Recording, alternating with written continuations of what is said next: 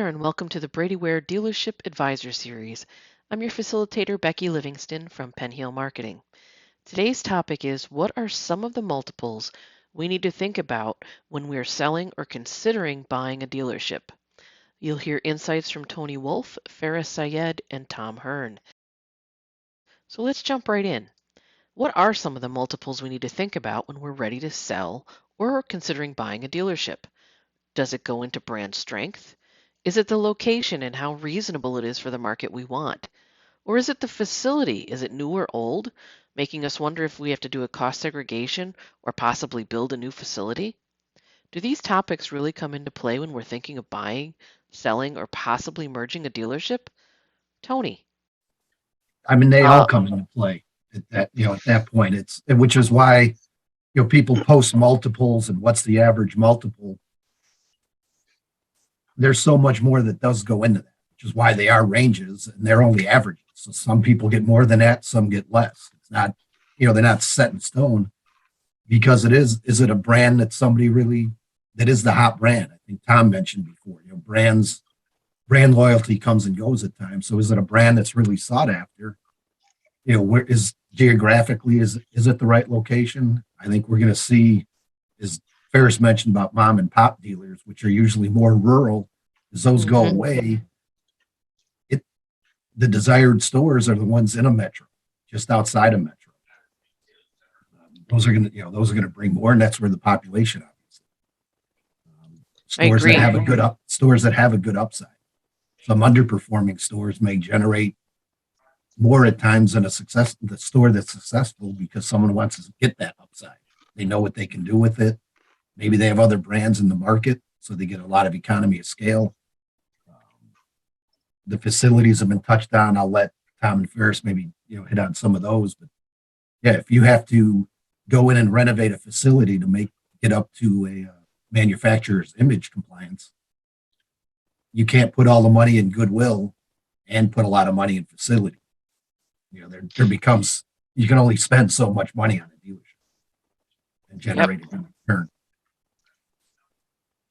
I like that, mentioning the goodwill. And when we say goodwill, we're not talking about, like and kindness and all that stuff. We're talking about the accounting term goodwill. Yes. And that is, in the automobile industry, they usually call it blue sky. I'm going to put that in quotes, blue sky. Yeah, because goodwill is a whole different kind of term, but I think the automotive people that we'll be talking to here will understand what that term means. Because you can't put it all in that. It doesn't work that way. If it were that easy, accountants would have an easier time, and maybe the IRS would leave them alone a little bit. But yeah, being able to track and put that facility stuff in there is tough. Go ahead. So Becky, just to reiterate the same point what Tony just pointed out. So what is a goodwill, or what is a blue sky or multiple or valuation of a dealership, right?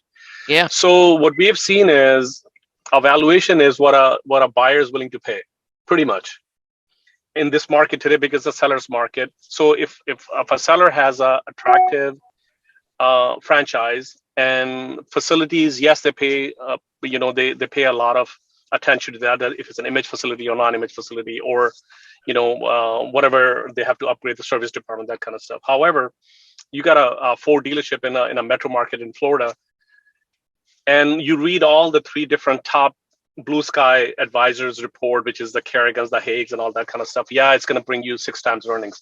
So somebody needs to sell me a 6 times earning Ford store in a metro Florida market. Right now, I can bring in a 10 multiple, right? None of the books is going to put you at a 10-time multiples, or Mercedes-Benz multiple, 13, 14, 15-time multiples, right? Right. So it's all what a buyer is willing to pay for it, depending on the franchise. You can bring in a Mercedes franchise right now. I don't care where that is. You'll bring it over 10-time multiples. It doesn't matter where it is.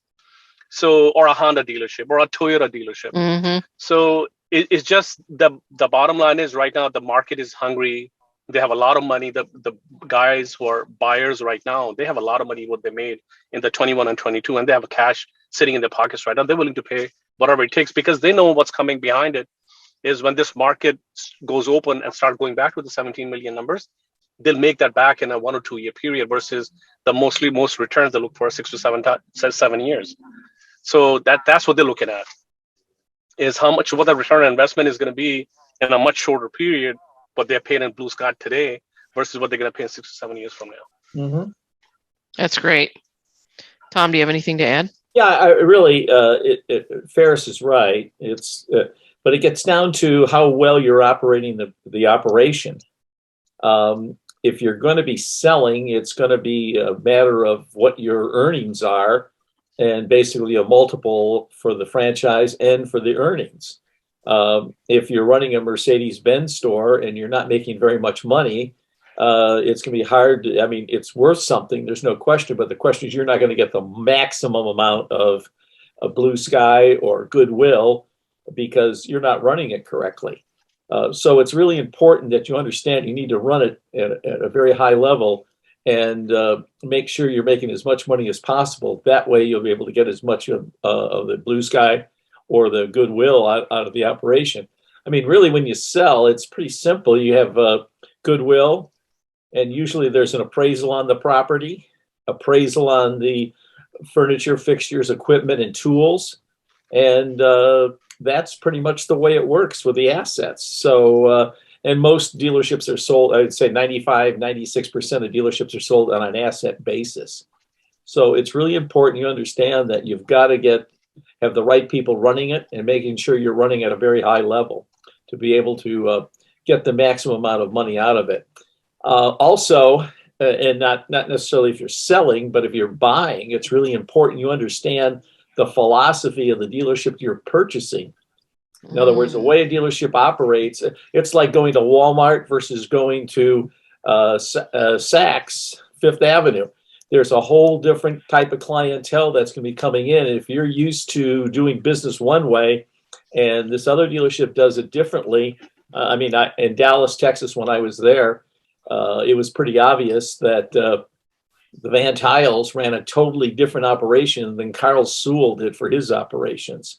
Mm-hmm. And so, again, it's philosophy of what you're buying. And if you're buying something that run by Carl Sewell and you want to run it like the Van Tiles ran it, you would never be able to get back the amount of money. So you got to be careful when you're buying something. And also, if you're selling it, you've got to understand who you're selling it to.